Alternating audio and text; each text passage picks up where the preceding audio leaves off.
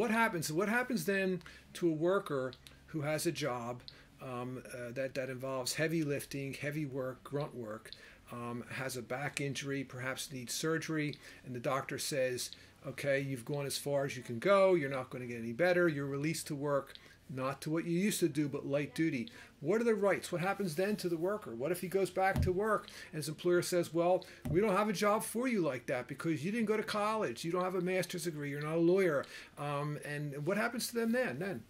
Well, there's light duty is two different types, I guess.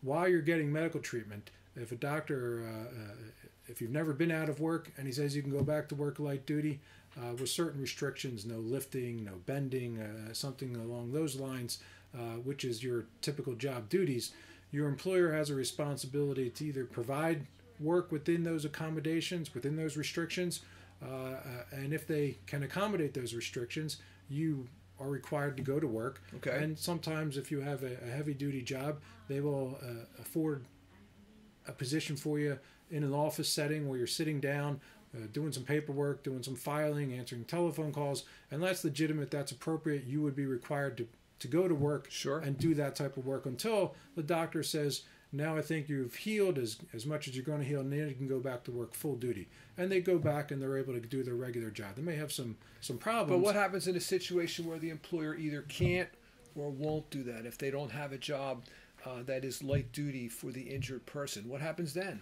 Yes, if you're on or getting medical treatment and that same circumstance arises and the employer says, you know what, we don't have anything to accommodate those restrictions.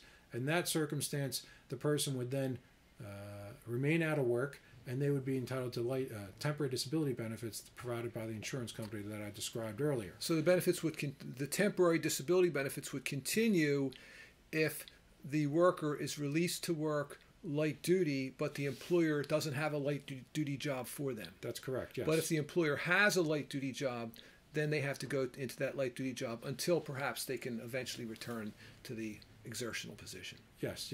Okay.